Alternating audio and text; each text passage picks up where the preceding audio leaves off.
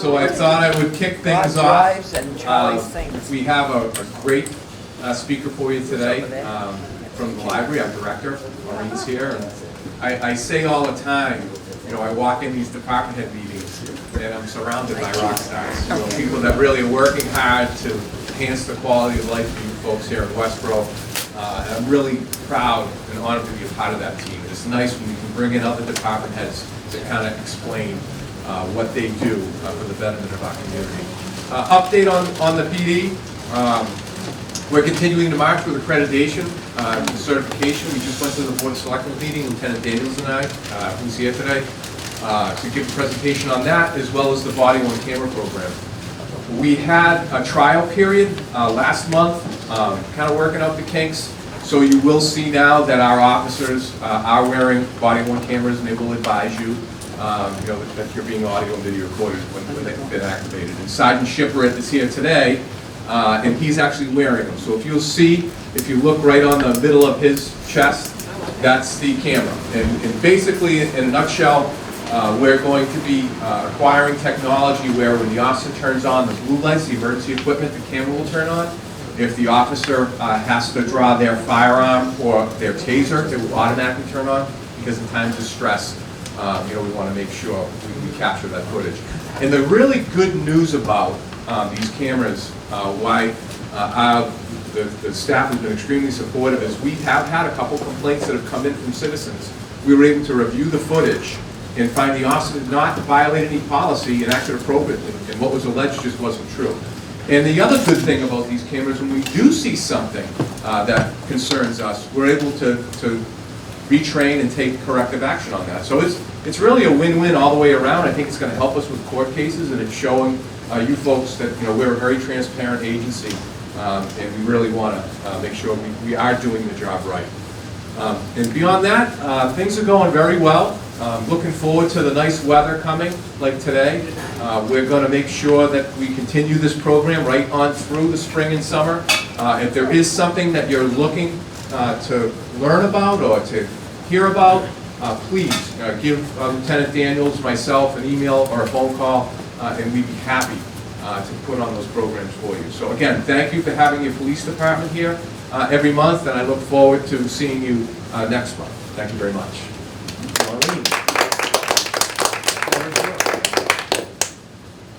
Thank you. I'm so excited to be here. I'm Maureen Amiot, the Library Director at the Westboro Public Library. And I wanted to talk to you today about our upcoming renovation and expansion project at the library. I am also a Westboro resident. I live on Arch Street. And I'm really happy to be here that all of you came out so early in the morning. But before we get into the project details, I want to give you a very brief history of the library.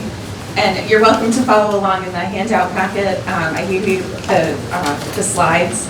And so the Westboro Public Library started as a cooperative library society that was founded by a group of residents in 1773.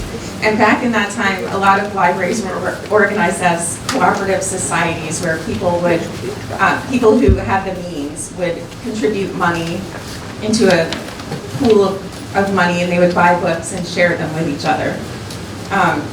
So in this case, the members' dues were used to buy books that were stored in Brett Parkman's store on Main Street. The society evolved over the years into a few different organizations until the book collection was turned over to the town in 1857, and a board of trustees was elected. And I also neglected to mention one of our current library trustees is here, Jim, who you may have met when you came in with the green t-shirt. So 10 years later, the town hall was remodeled and included space for the library. Use of the library grew along with the book collection, and by the early 1900s, the library had outgrown its space in town hall. Land was purchased at the corner of Parkman and West Main in 1906 for $5,000. Can you imagine that in this day and age? And then private donations of $44,860 paid for the cost of the building and for equipping the new 10,000 square foot library. The population of Westboro at the time was 5,400. So we've grown a little bit since then. The next slide in your packet, and talk about growing and changing, is a list of the library rules. And we still find these sometimes in very old books from that era. And if you look at it closely, you see the library shall be opened to all citizens of the town every Wednesday during usual business hours. So we're open on Wednesday. No person shall take more than one book at a time. And if they keep it longer than 3 weeks, they get to pay 2 cents a day until returned, which was probably a lot more in those times than it is now. And the person can't take the book out twice in succession if wanted by another individual. So our rules and usage of the library has changed quite a bit since then. So moving forward into history, some of you, if you lived in town back in 1977, might remember that town meeting recognized the need for an expanded facility. They funded design and development plans for an addition on the existing site. So the 1978 town meeting voted just over $1.2 million to build a 2-story addition that would centralize library services to 2 floors that's accessible by ramp and elevator. The new addition increased the building to a little over 20,000 square feet and was dedicated in February 1981. So you may be wondering, why now? Why are we proposing a renovation now? Since 1980, Westboro's population has increased 36%. Growth is currently in what we call a bubble, which will peak in the 2020s. We're getting close to the peak. And then it's going to level off around 2035. So realizing that the town, that the library needed to make some changes to meet the increasing population, the library trustees hired a consultant in 2012 to conduct a needs assessment to begin planning for the future. And what we were trying to decide at the time is, could we reallocate space, or could we, what did we need to do to make this a thriving library going forward? The study showed that the current building could no longer effectively accommodate the services, wishes, and needs of the community, nor would it be able to do so in the future. It showed that we were undersized to serve our community as a thriving 21st century public library. And it became clear that we either needed expansion or a new facility to adequately serve Westboro in the future.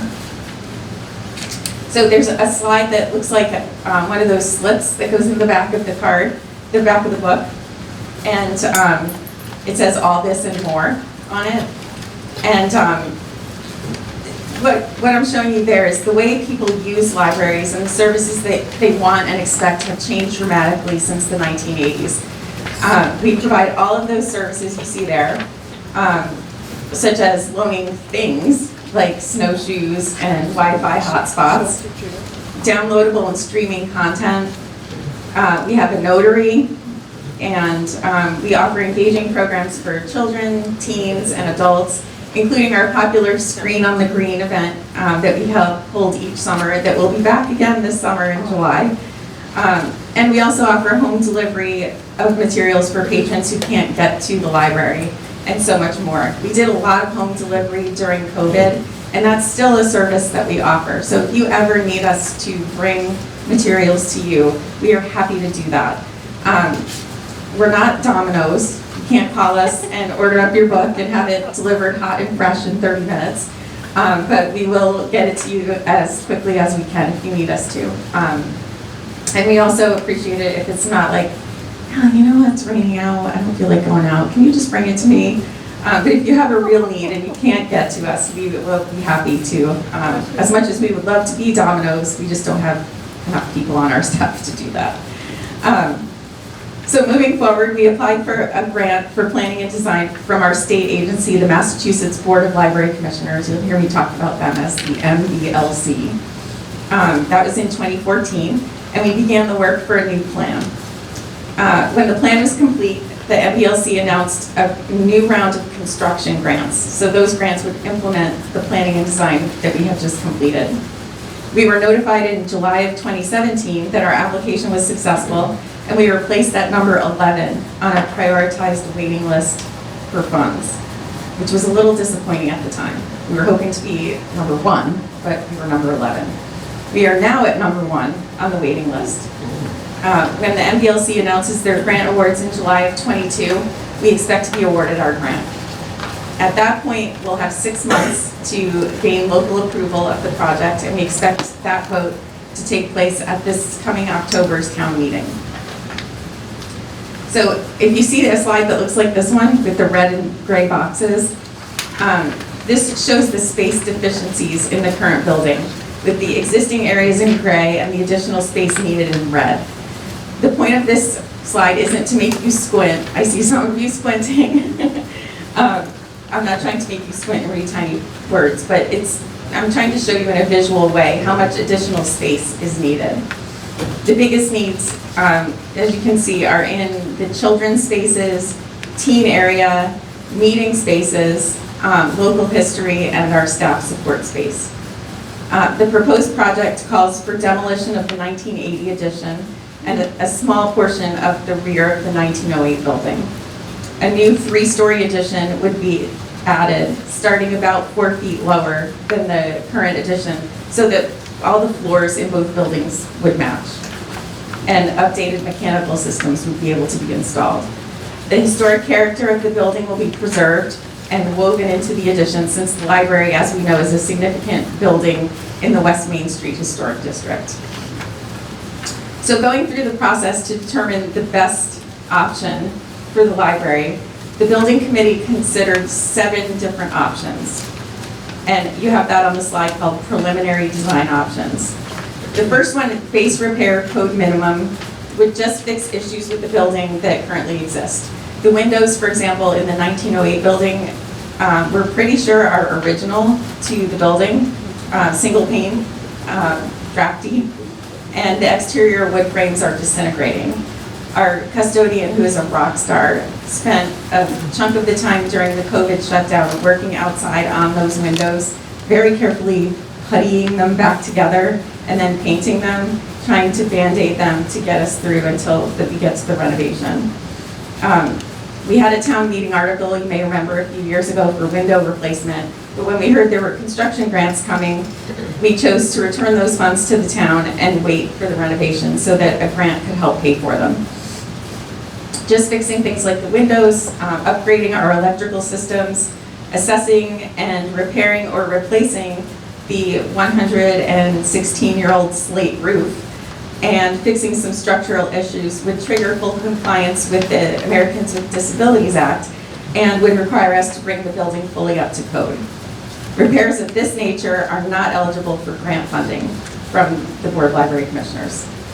Option number 2 was an addition and renovation that would fix all the issues with the current building and add an additional floor onto the back of the building. The current addition is unable to support a 3rd story structurally. You couldn't just build on top of it. So the addition would have to be built over the existing structure. It wouldn't add the additional square footage that's required in the building program, which is a document that describes the library that we need. And it would not be likely to fit the aesthetics of the West Main Street Historic District. So for those reasons, it wouldn't meet MBLC criteria and would be ineligible for a grant. Option 3 called for demolition of the 1980 addition and construction of a new 3- or 4-story addition. The 3-story option is the one that we ultimately chose, which I'll explain in a moment. We ruled out the 4-story addition because it would overwhelm the beautiful 1908 building and would be higher than the Forbes building, which also wouldn't fit the character of the neighborhood. You can imagine a 4-story building there, like looming over the old building, just would not go well. We also considered an option 4, which called for taking over part of Parkman Street, making it into one lane heading out towards West Main. That option would have given us additional square footage that we needed, but would have had a major impact on the police department and the neighbors, and we felt that was not the best option. And I don't think the police department would have gone for that either, having one way out. Lastly, we considered building a brand new library on an alternate site. We looked at all the town-owned property to see if there was a parcel that was large enough to accommodate a new building with parking. The state hospital property immediately came to mind. It's a beautiful spot, as we know, with open space and views of the lake. But the location on the other side of Route 9 was problematic, since a library on that site would not be walkable for many residents. We conducted multiple surveys during planning and design and since then, and residents have been loud and clear that they want the library to remain downtown. The closest parcel we could find downtown was a spot adjacent to this very building.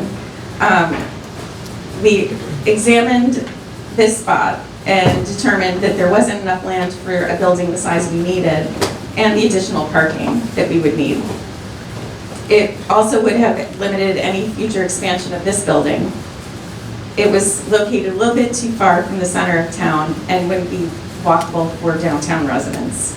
We also didn't know at the time if there were other plans for that parcel, which we now know from the town meeting we just had is intended for affordable housing. Construction of a new building also would have left our beautiful 1908 building, which is a showpiece on West Main Street, vacant, and the town would have had to come up with some other use for it down the road.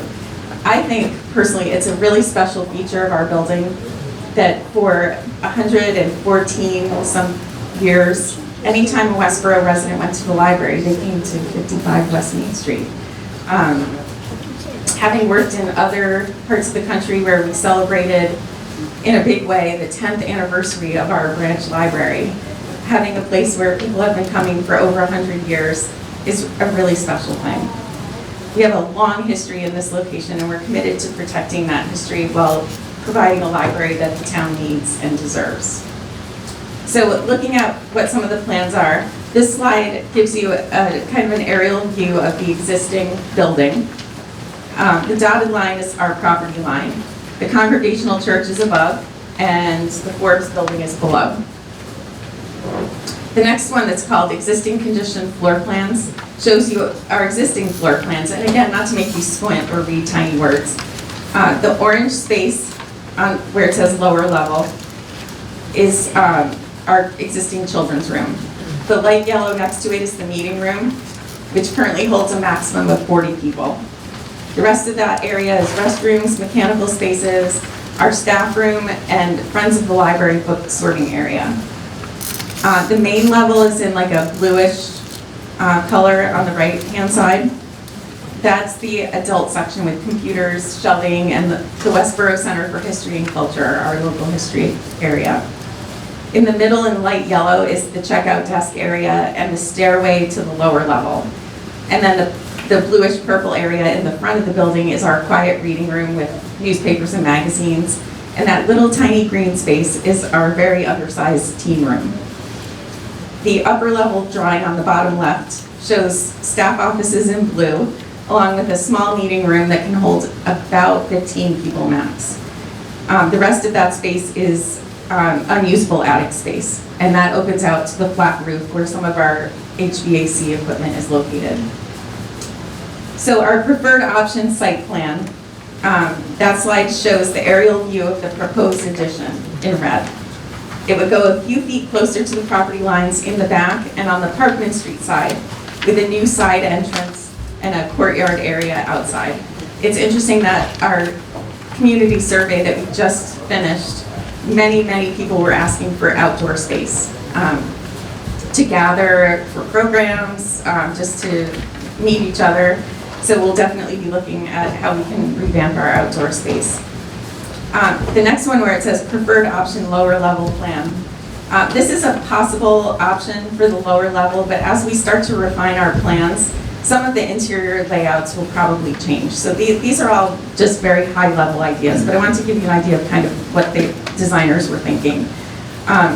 This plan gives us a larger meeting room, which we really need, that would hold 64 people and would be dividable and include storage for chairs and tables, which is something we don't currently have. Libraries are notorious for not having storage at all, or very inadequate storage. The teen space would be located on this level, which would be in the top right-hand corner, with some of the adult book collection, plus seating and computers. On the next page, the preferred option main level plan shows the current main floor. Staff workspace would be located here in the space that's currently occupied by the circulation desk, if you're familiar with the library. It's where the circulation desk, our local history room, and part of our existing adult fiction section would be converted to staff space. Small 2 to 4 person study rooms are added here. And in the top right corner, it calls for a digital media lab, which I'm already talking to the architects about making into smaller, more easily dividable space. That's based on our community survey. That's what we're hearing from people. The rest of the books for adults and other materials will be located here with soft seating and work tables. The front 2 rooms are designated as, they're on this plan, as popular library and periodicals. And those would feature our new materials, our high demand items, and periodicals would be our newspapers and magazines. That area would have comfortable seating like it does now, only there'll be more of it. And then the last one, the preferred option upper level plan, is where our newer, larger children's room would be located. This area will feature a program space, office space for staff, and a workroom for tasks like cataloging. The shelves will be much lower than the current shelves, so our staff will have sight lines throughout the whole space, and so the kids will actually be able to reach the books on the top shelf. There'll be soft seating, work tables, play tables, and spaces for parents to sit comfortably with their children to read together. And what I failed to mention is restrooms will be located on every floor. Right now we have 2 single-person restrooms on the bottom floor, and that's it. And this plan will add 2 single-person restrooms on each floor for the public. We also envision some type of early literacy area that would feature manipulatives, toys, and other early literacy experiences for our youngest patrons. There's a saying that play is a child's work, and we want to give them an appropriate, well-stocked space to do their important work. Also on the top floor, we plan to feature the Westboro Center for History and Culture, the public space for people to come and research the history of the town. There will also be an archival storage space located behind the public space, which will allow us to preserve the treasures of our town for years to come. We don't currently have an archive space, and we know we can't afford an archive like you see at the Library of Congress, for example. But a space that has consistent temperature and humidity year-round will ensure that our most precious documents will exist for the next generations to study and learn. So I gave you a slide too of an exterior rendering. This is a very first, very high-level idea of one possible design for the exterior of the building. It probably will not look exactly like this when it's finished and we have the ribbon cutting and you're standing on the corner of Parkman and West Main looking at the building. It probably will look different, but what we're showing you here is a few things. First, that it's a 3-story addition in the back and that all the roof lines and the floors will match. Second, there'll be a lot of windows, especially on the Parkman Street side of the building, to bring in natural light. That side of the building is always really dark because it's always in shadow. And that's also been a recurring request in our latest survey and in previous surveys, is more natural light. And lastly, as I said, there have been many, many requests for an outdoor courtyard or outdoor usable space. And that's what we're showing here.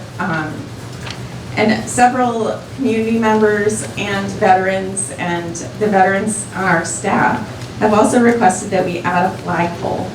And that's present in this rendering, and that will be present no matter what the final project looks like.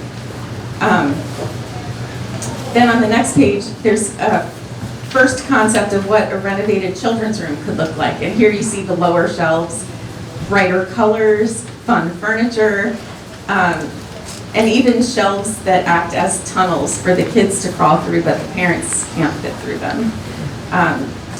We saw something like that at the Boston Public Library, and the kids love it, and They love that they can get to the other side of the shelf so easily and their parents can't. It just made us giggle.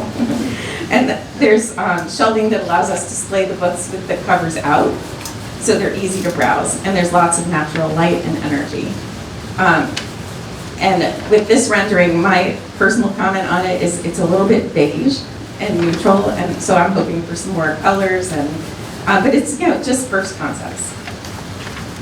So on the next page, the schedule. This is our revised schedule. So we moved up to number 1 on the waiting list in July of 2021, this past summer. And we always joke around that we're already number 1. Like we're the best library in Massachusetts, maybe in the whole world.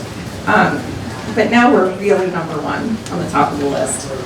The Library Building Committee reformed in the early fall, began meeting in October. We selected a new owner's project manager, or OPM, in January of this year, and we're continuing with the original architect for the project. Both those individuals are currently working with the Library Building Committee to update the 2016 cost estimate and to do some minor refining of the design. We expect the cost estimate to come sometime around early July, which is the same time we're expecting the announcement of the grant. So everything should be coming out. So July is going to be super exciting. Once the MBLC announces the grant, as I said, we have 6 months to get local approval, so we expect to be at town meeting asking for your vote. Just like school projects, our grant is a reimbursement grant over 5 years. So we're required to get approval for the full amount of the project, and the MBLC will reimburse us for the grant as we reach specific milestones in the project. Our grant is for $9.5 million. That amount will not change, even if the cost increases for the project. That's the amount that we'll be getting. So, assuming town meeting approves the project, we would begin searching for a temporary location while the designers are working on completing the designs. We won't be able to stay in our building while they're working on it because it will become a construction site, so it won't be safe for residents or staff to be there. We don't know where that will be yet. We hope it will be somewhere in the downtown area, and we have money in the project budget to pay for rent and for renovating a space to move into. It just depends what we can afford and what's available at the time when we need it. So hopefully downtown, but stay tuned for more. We would plan to move into our temporary site in the summer or fall of '23, with construction beginning shortly thereafter. Construction take about 2 years, so it would be done around the end of calendar year 2025. Furniture would arrive, things would be set up, and then the ribbon cutting, the party, and the celebrating would all be during the first quarter of 2026. So going over to the slide about our costs. In 2016, our cost estimate for the construction portion of the project was $15.89 million. That figure came from our designer, Lamoureux Pagano Architects, and AMF, which is an independent cost estimator. When you add in all of what they call the soft costs, like the OPM fees, designer fees, contingencies, furniture, landscaping, and so on, the total project cost came out to just under $24 million. That figure included 3 years of escalation as well, up to 2019, and was the basis for our construction grant application. The $9.4 million we're receiving is approximately 40% of the eligible costs for the project. Not all the costs are eligible, and if you'd like more information about that, I can explain that separately. But the important thing to note is that the amount of the grant is fixed and will not change, as I said, even if the cost of the project increases. So some other potential cost considerations that we're keeping in mind. The Mass Historical Commission may require an accessible ramp at the main entry on West Main Street. We're applying for a waiver as part of the project because the Parkman Street entrance will be fully accessible, and we're hoping that they will grant a waiver. The Congregational Church has been a wonderful neighbor to us for many, many years. They allow staff and patrons to park in their parking lot when there aren't events going on at the church. We know there are some drainage issues, and those could be worsened with the new addition. we may need to address that issue to remain good neighbors with them.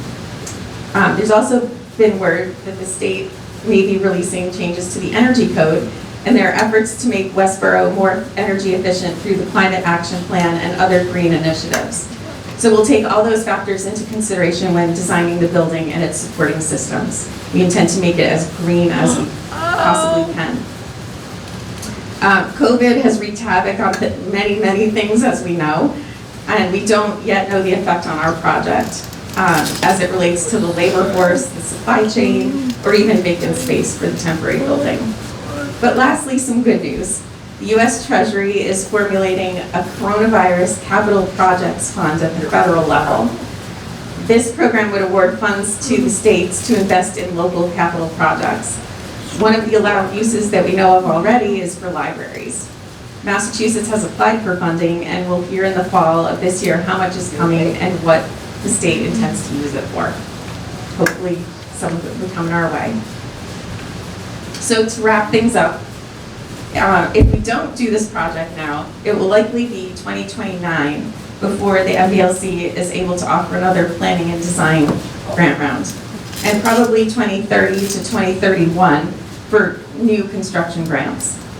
If we wait and reapply at that time, there's no guarantee we would be awarded a grant, or equally bad, that we'd be waitlisted again. It could be the mid to late 2030s before it would be completed, and the building as it exists now will not make it to that point. There are major repairs that are needed, so especially things we've been postponing in anticipation of this grant. Some of those include replacement of the windows, as I mentioned. The data and electrical infrastructures are really inadequate for future needs. We're barely scraping along as we are currently. And structural issues with the chimney and the foundation. All of these will need to be addressed either piecemeal or as a whole, and they cannot wait. And I mentioned the slate roof. The slate roof is 114 years old, and those usually have a lifespan of 100 to 120 years. We've heard so far from 299 residents on our recent community survey, and the results of that survey will allow us to meet the needs of the public more effectively and efficiently now and in the future. The survey results indicated that residents want this renovation to happen. We're grateful for a community that supports the project and have given valuable feedback on their requests of what features and designs they're looking for. Our goal is to restore and enhance our building to all of its grandeur, preserving and enhancing features of the original historic facade. There's so many stories in the survey comments of how grateful residents were for library services during the COVID shutdown, during times when they needed information or when our resources helped them find jobs or file paperwork for benefits. We hear the stories all the time at the desk. People use the library as a way to stay connected with each other in many, many different ways. Our community deserves that kind of place, and now is the time to make that happen. So thank you so much for coming this morning to hear about the project. I would be happy to take any questions. If you have any questions about the project. Anna, your hand was up first. Librarians always ask questions. I think it's wonderful when you mentioned energy resources. There's going to be an energy fair at Mill Pond School, and I'm sure you can fill us in on when it is. And the other thing is, when any of the windows open, because with COVID in Europe, they were opening the windows, and we had just in the U.S. made our building pretty airtight for energy conservation. Yeah. So the energy fair that's coming up at Mill Pond is a week from Saturday, April 30th. Yes. And the windows in the 1908 building were designed to open. Most of them we can't open anymore because we can't get them closed again. So the last time I opened the one in my office, I had to pry it closed with a crowbar, not a crowbar, a chisel. So I'm never opening it again. But I'm sure the designers will design something that can be opened. But what we do have at the library is we have a newish heating and air conditioning system that has a unit on the roof that's a dedicated outdoor air system. that brings in fresh air, and it turns over every half hour or hour. I'm not sure of the exact turnover rate, but there's always fresh air coming into the building. You don't feel it because it's not like blowing on you. It is circulating though, and at the beginning of COVID, we upgraded the filters that we use in our system to the highest, like most effective filtration that we could get for that system. So we feel pretty confident that the air quality is good in the building. Wonderful. Yes. As a member of the Congo Church, my question is, are you going to have any parking for this new facility? So her question was, as a member of the church, are we going to have any new parking for the new facility? And unfortunately, there's nowhere to add additional parking on our lot. Behind us is a single-family home, and on either side is the church and the Forbes building. So there's nowhere to add additional parking. We were hoping that the results of the downtown parking study were going to be different, but the downtown parking study that was done maybe 2 years ago showed that there was plenty of parking in the downtown area and that we don't have a parking problem. We disagree, but that's the information that we have to go with. So it will still remain on-street parking like we have now. There's no way for us to add any additional parking on the space that we have. Is there? I thought. So if I borrowed a book in 1908 and he is returning it, it would be $839.50. Would you charge the full amount? So he was asking if he borrowed a book in 1908 and returned it now, it would be $839.50. Would we charge the full amount? And so my answer is no, because we no longer charge overdue fines. Had you returned it a few years ago, yes, we would. Well, no, we probably wouldn't have. We would have just thanked you for returning it, and we would have been really excited to get the book back, and probably wrote a press release and put it in the paper that we finally got it back. Yes, we do have one just inside the West Main Street door on the right-hand side. When you come in that door, if you quick look to the right, it's framed, and it's a book that was returned over 100 years after it was due. I found it in my office the first week that I worked at the library, and it had a note in it to that effect, that someone found it in their attic and they wanted to return it to us. So, and it was a book about like household tips, and there's all kinds of stuff we would never in a million years ever do, using different types of chemicals for cleaning, and but it's fascinating. And so I encourage you to take a look when you come in. Did you have another question, Anna? If you could tie in with the rec department and somebody use their pedometer to find how far it is to go from the big parking lot behind the cafe down on South Street, how far you would gain and exercise from that parking lot to the library, and just kind of promote it as something to do. So That's a fantastic idea. People who aren't using this could really add to their exercise regimen. Yeah, her idea is, could we put on a pedometer and walk from the municipal parking lot behind the South Street Diner to the library and promote that as a way to get some extra exercise, and telling them how many steps it is, and parking, how many steps it is to the library. That's a great idea. Thank you. Yeah. The next picture in the kids' room, Uh-huh. are these books down here? Those are books, yes. She was asking in the picture of the children's room, on the lower shelf are those books, on the bottom shelves. It would be hard to see the covers on those. You'd be able to see the spines, but on the top of those, it has, it's more like bin type shelving on the top, so you can put them face out and then you can kind of flip through them. And it's the kids who are looking for the books. Right. We want it to be at kid height.